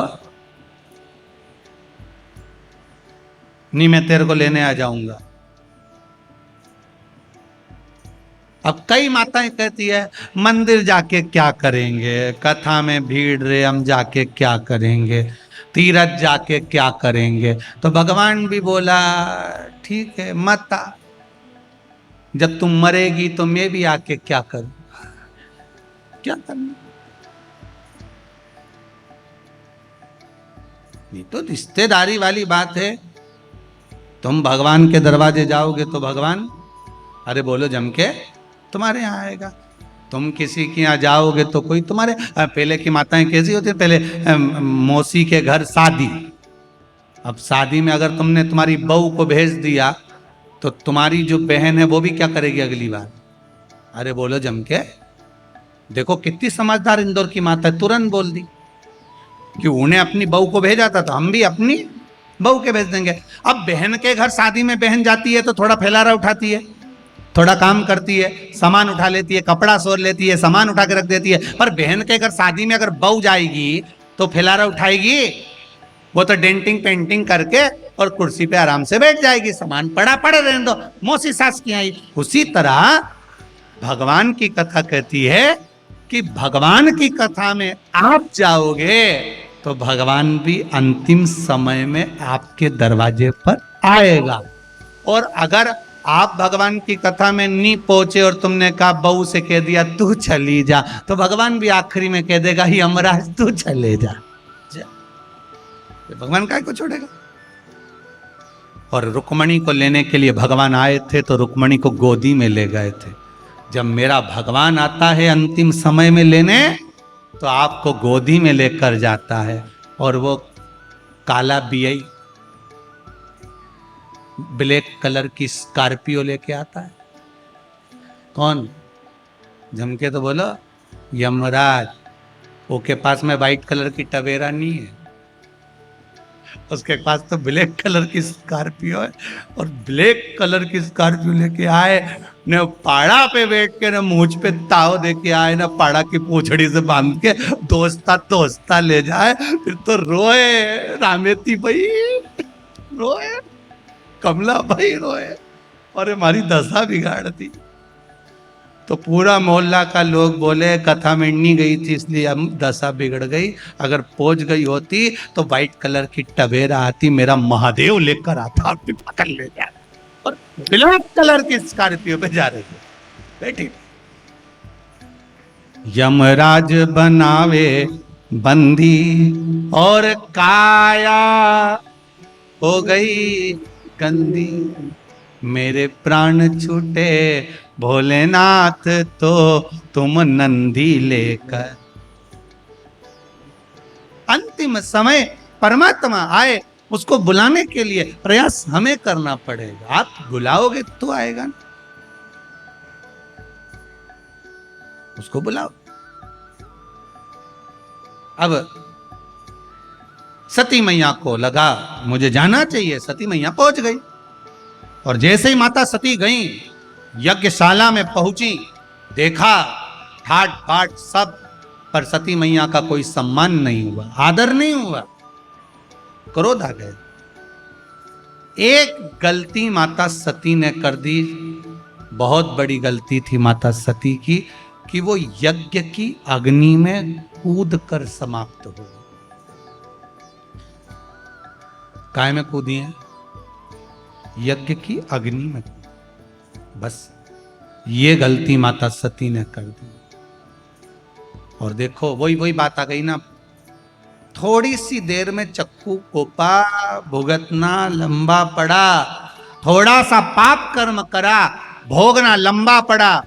कर्म भोगना बहुत पड़ता है, अब व्यक्ति कर जाता है थोड़ा सा, पर भोगना बहुत पड़ा। माता सती ने यज्ञ की अग्नि में कूदकर प्राणों को त्यागा। शंकर भगवान ने कहा सती गलती कर गई तू, बहुत बड़ी गलती तूने कर दी, यज्ञ की अग्नि में कूदकर प्राणों को त्यागा सती, इसलिए तेरा कोयल का जन्म होगा।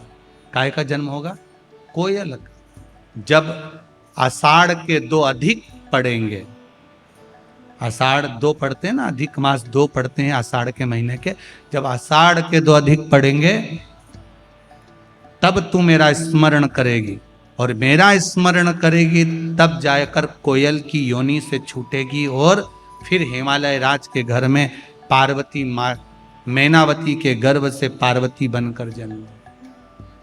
भोगना पड़ा कि नहीं भोगना पड़ा? आप थोड़ा सा कर दिया था, अगर प्राणों को त्यागना ही था तो कहीं और त्याग देते, पर यज्ञ की अग्नि में कूदना जरूरी था क्या? यज्ञ की अग्नि में कूदना जरूरी था? कोई अच्छा काम हो, धर्म का कार्य हो, सत्कर्म हो, भगवान का भजन हो, भंडारा हो, भोजन हो, अच्छा कार्य चल रहा हो, कथा सत्संग चल रहा हो, भगवान का भजन चल रहा हो, तो निवेदन है इसमें बीच में गलत काम के लिए मत कूदना, नहीं तो जिंदगी बेकार हो जाती। भोगना ज्यादा, बेकार करना।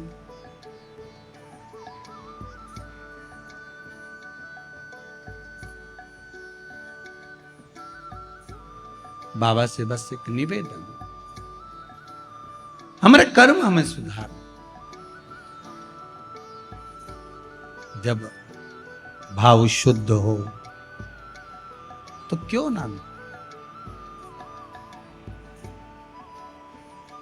3 बजे कथा चालू हुई थी, ये जितने खड़े हैं आस पास इधर उधर, 3 बजे से कथा चालू हुई तो कम से कम 2:30 बजे से 2 बजे से खड़े होंगे। सही है कि गलत है? और बल्कि पहले से ही खड़े होंगे। जब से 6 बजे तक कथा जब तक चलेगी, 6 सवा 6 बजे तक, तब तक खड़े।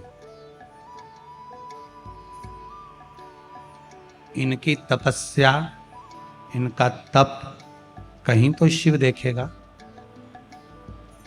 कहीं तो शंकर देखेगा ना। इस व्यासपीठ से मैं आपको नमन करता हूं सभी श्रोताओं को कि आपका जो भरोसा है ना शंकर के प्रति, आप यहां से जाते हो तो हर हर महादेव चिल्लाते चिल्लाते जाते हो, आते हो तो हर हर महादेव श्री शिवाय नमस्तुभ्यम बोलते हुए आते हो। कितना विश्वास हो, कितना भरोसा होगा, कितनी दृढ़ता होगा। पूरे इंदौर में चर्चा है कि विश्वास शंकर के प्रति कितना जागा है, वो देखना है तो ये कनकेश्वरी ग्राउंड में देखिए। कीचड़ है चारों तरफ, पानी गिर रहा है। मेरा कैमरे वालों से निवेदन है, बाहर जितने लोग बैठे हो छाता खोल खोल के बैठे, पानी लगातार टपर टपर हो रहा है थोड़ी थोड़ी देर में। और इनकी दृढ़ता देखिए आप, इनका विश्वास देखिए। कोई ने इनको कुछ दिया है? इनको देने वाला तो देवाधिदेव महादेव, कोई दूसरा नहीं दे सकता। शंकर, जिस जमीन पर आप बैठे हो पूरी गीली है, ये बहन बैठी है ना, यहां से पानी रिस रहा था, बता रहे थे कि यहां से पानी बहकर जा रहा था, पर फिर भी आपका विश्वास बड़ी दृढ़ है, बड़ा इस विश्वास के बल पर शिव महापुराण की कथा है। और एक बात आपसे कहेंगे, इतने वर्षों में हमने एक चीज जरूर देखी है कि जिसने शंकर, मेरा ओघड़ी है, वो बिना सोचे देता है। कभी उसने विचार ही नहीं करा कि मुझे इसको क्या देना है। ब्रह्मा जी कहते हैं इसके भाग्य में बहुत बहुत भोगना लिखा है। शंकर जी कहते हैं एक बार मेरे पास तो आ जाए, फाइल ही दबा दूंगा नीचे, निकलने ही नहीं दूंगा कि कितना भोगना लिखा। तू आ तो सरी। ब्रह्मा जी बोल रहे हैं आप फाइल पढ़ो। शंकर जी के फाइल आए तो ब्रह्मा जी बोले मैं आपके पास कभी आने ही नहीं दूंगा। कई लोग ऐसे हैं सारी दुनिया में माथा टेकते हैं, सबके सामने जाके रोते हैं, सबके सामने हाथ फैला लेते हैं, पर शंकर पर भरोसा नहीं कर पाते। शिव जी कहते हैं एक बार मेरे पास आ जा, कितनी भी बेकार फाइल हो सामने आने ही दूंगा, नीचे ऐसी अलमारी में पटकूंगा कि आएगी नहीं। क्या भोगेगा? आ तो अकाल मृत्यु वो मरे जो काम करे चंडाल का, काल उसका क्या बिगाड़े जो भक्त हो महा काल का। शंकर के उपासक हो तो फिर भय काय का? क्यों भय खाना? बुरा कर्म हुआ पूर्व में, हो सकता है कर्म हमने बेकार करा होगा तो आज भोगना पड़ रहा हो, पर घबराना नहीं है हमको। क्या करेगा ये?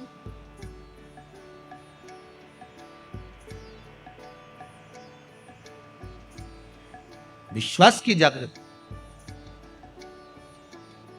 और जब विश्वास पूर्ण तरह से प्रबल हो जाए तो भगवान भी खड़ा रहता है। महाराज शिव महापुराण की कथा कह रही है, सती आप कोयल का जन्म लोगे। आंखों से अश्रु थे,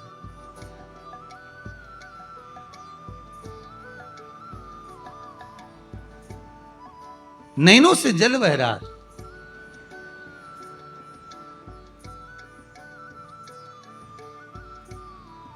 लोग कहते हैं पति के जाने के बाद पत्नी की दशा बेकार हो जाती है, बेधव्य हो जाती है, तो दशा बिगड़ जाती है। पर शिव महापुराण की कथा कहती है सती के जाने के बाद शिव भी मौन हो जाते हैं, शंकर भी मौन है। पति पत्नी का संबंध जो है केवल एक साधारण सा संबंध नहीं है महाराज, केवल एक साधारण सा संबंध नहीं है। बहुत,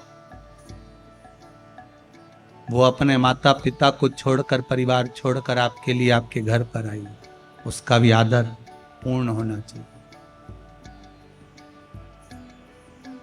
एक व्हाट्सएप पे एक मैसेज पड़ा था, कोई ने लिखकर डाला होगा, तो उसमें लिखा हुआ था कि अपनी पत्नी का सम्मान करो, जो एक जोड़ कपड़ा पसंद करने में पूरी दुकान उठा पटक कर देती है, उसने तुम्हें पसंद करा है।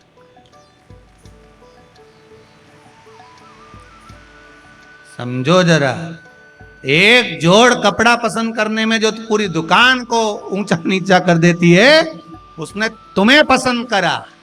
ये उसका सम्मान होना चाहिए कि देखो तुम जैसे के भी पसंद कर लिया, नहीं तो ये भेरू कौन, जरा विचार कर। सती चली गई मां, शिव नेत्र से जल, खूब क्रोध आया, केश तोड़कर रुद्रगण उत्पन्न करा, यज्ञशाला विध्वंस हो गई, अग्नि में दक्ष प्रजापति का सिर गिर गया। बाद में देवताओं ने स्तुति करी तो बकरे का मुख भी लगा दिया, यज्ञ पूरा करवाया। उधर पितरों की 3 बेटियां थीं, मैना, धन्या और कला, जो पितृलोक में निवास कर रही हैं। सारे देवताओं के लोक से भी ज्यादा सुंदर होता है पितृलोक, जहां पर पितृ रहते हैं, बहुत सुंदर लोक है। पितृलोक क्यों सुंदर होता है, पितृलोक सबसे ज्यादा अच्छा क्यों माना गया है, पितृलोक की सुंदरता क्यों मानी गई है, उसका कारण होता है जितनी समय भगवान विष्णु बैकुंठ में नहीं रहते, ज्यादा से ज्यादा समय भगवान विष्णु पितृलोक में रहते, ज्यादा से ज्यादा समय पितृलोक। पूछा क्यों, परिवार का, कुटुंब का, गोत्र का व्यक्ति जब कोई अच्छा काम करता है, जितनी देर तक वो अच्छा काम करता है उतनी देर तक भगवान विष्णु को उसके पितृलोक में उसके पितरों के पास बैठकर कंधे पर हाथ रखकर बैठना पड़ता है। जरा विचार करिए, आप 3 घंटे अगर शिव महापुराण की कथा सुन रहे हो तो आपके पूर्वज जो पितृलोक में होंगे, भगवान विष्णु उनके कंधे पर हाथ रखकर बैठे होंगे कि तेरे परिवार के, तेरे कुटुंब के, तेरे क्षेत्र के कुछ अच्छा काम कर रहे हैं। पितृलोक में भगवान नारायण उनके कंधे पर हाथ रखकर बैठते हैं कि तेरे कुल का व्यक्ति कोई अच्छा काम कर। और जब वही कुल का व्यक्ति बेकार काम करता है ना, कोई कथा सुनने आया और तुम उसकी चप्पल चुरा के ले गए, तो पितृलोक में भगवान विष्णु नहीं जाते, फिर यमराज जाता, और यमराज जाकर उसके दूतों को ले जाकर उन पितरों से कहता है, देख ले तेरे छोरा छोरी चप्पल चुरा रहे, चोटे के बाप देख ले, ऐसा कोसते हैं। तो तुमसे निवेदन है, चप्पल चुरा के उनको मत कुसवाना रे, तुमसे निवेदन।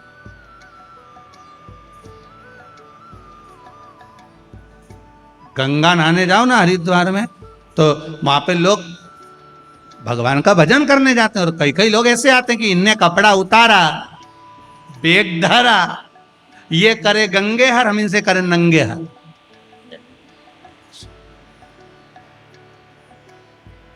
ऊपर से देवता हुन भी सोच रहे, बता बेचारा अपने पूर्वजों को तारने के लिए आया था, उसने तो अपने पूर्वज तार दिए और इन्होंने सामान चुराकर इनके पूर्वजों को धिक्कार दिए। ऐसा गलत काम कभी मत करना हो, कभी जिंदगी में मत करो। ये होता है कई बार। एक बार एक जगह कथा करने गए, एक माता जी की चप्पल कोई चुरा के ले गया। माता जी बड़ी रोती रोती आई और बहुत गुस्से में आके बोली, गुरु जी बताओ हमारी तो कोई चप्पल ले गया। तो हमने कहा अच्छा है, तुम्हारा काल था, कोई उठा के ले गया, टेंशन खत्म। फिर तुमने क्या करा? हम दूसरे की ले गए। हमने कहा बहुत अच्छी बात है, जाओ तुम जाओ। होता है कई कई कई बार लोगों की दशा।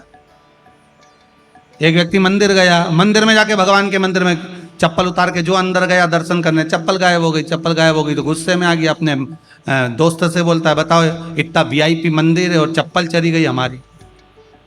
अब क्या करें, मंदिर वीआईपी हो कितना भी हो, पर चप्पल से कोई मंदिर का क्या ठेका। तो रुक, मैं अब भी आता हूं। कहां जा रहा है? जरा भगवान से जाकर झगड़ा करके आता हूं कि तुम्हारे मंदिर से हमारी चप्पल गई। वो अंदर गया, जैसे ही अंदर गया वापस बाहर आ गया। दोस्त ने पूछा कुछ बोला क्यों नहीं? तो कि भगवान की तो कोई खुद ले गया, वो तो नंगे पैर खड़े थे। मंदिर में जो मूर्ति होती है वो सी चप्पल पहनी हुई होती है। भगवान मूर्ति के रूप में प्रेरणा देते हैं कि हमारे मंदिर में आओ तो चप्पल पहन के मत आओ, हमारी तो खुद नहीं है। तुम अपने घर घर छोड़ के आओ, टेंशन लेके आओ काहे को हमारे पास में? हम तो टेंशन मुक्त करते, चिंता मुक्त। चिंतन करो शिव का, भजन करो भगवान। मैना धन्या कला पितृलोक में रह रही थी। सनकादि ऋषियों का आगमन था। सनत कुमार बैठकर तप कर रहे थे, साधना कर रहे थे। तीनों की तीनों निकल कर जा रही थी। इनके लहंगे में कुछ झामर झुमके लगे हुए थे, कुछ रतन लगे हुए थे। वो रतन लगे हुए जब निकल कर जा रहे थे, वो रतन लगा हुआ जो लहंगा था वो सनत कुमार की जंघा से लग गया। जंघा से लगा, खरोच पड़ गई। खरोच पड़ी, इतने में सनत कुमार को क्रोध आ गया। मैना धन्या कला, तुम तीनों संतों का अपमान करी हो, हम तुम्हें श्राप देते हैं कि तुम पितृलोक छोड़कर मृत्यु लोक में जाओ। तुम्हें पितृलोक छोड़कर मृत्यु लोक में जाना पड़ेगा। तीनों रोने लगी, हमें मृत्यु लोक में मत भेजिए, क्योंकि पितृलोक से सुंदर जगह नहीं जहां भगवान विष्णु दिन रात रहते हैं।